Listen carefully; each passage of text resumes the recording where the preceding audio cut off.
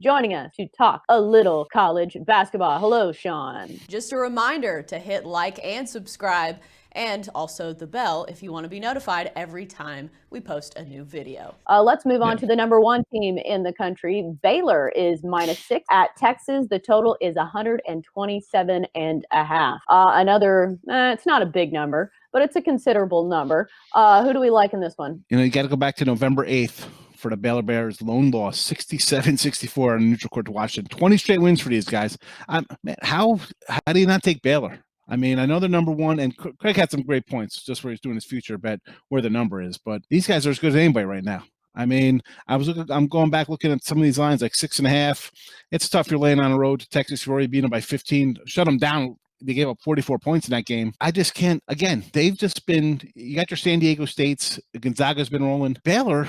Maybe they get the nod because they're with Kansas, so they get a little bit over Gonzaga and the San Diego States. But I just have to take them right now. I mean, they're just 20 straight wins. They're on a different level, and they're doing it with defense.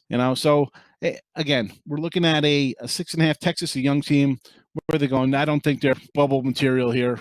I know it's a wide open college basketball league, but Baylor's got something special going on. No look ahead. It's not like they got a loss, a revenge game on deck or anything like that. How do they not?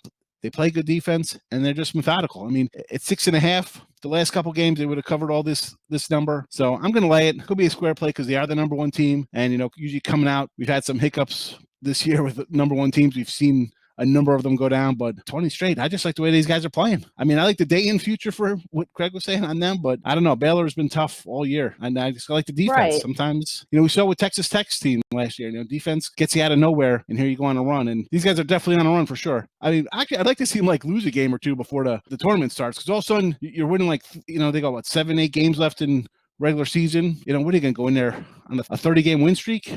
That's where the pressure. Yeah, that's where you start fading them. That's where you fade them in the second round when they're laying 8 points and they're 230 on the money line. Take the dog there, because that's you start getting big numbers like that. That's when you tighten up a little bit, especially on a program that's not known for big deep runs like this. Being there, yeah. For a number one team, they actually don't have that great of stats. They're shooting 69% from the free throw line and 43% from the field. So you're right. I think the defense is the calling card for them, because they're only averaging 72 points per game. But we're looking at this game in particular, and Texas is averaging just 65 points per game, which is not young. great. They're a young team too. And they're 4-9 against the spread at home. Texas is. Meanwhile, Baylor 5-1 against the number away. So just based off that alone, yeah, I know. I don't care. I'll take ugly. The numbers aren't there, but with the numbers, they get it done. That's what all matters. I'll take the ugly numbers. It's not sexy, but it's a winner. Puts money in our pockets.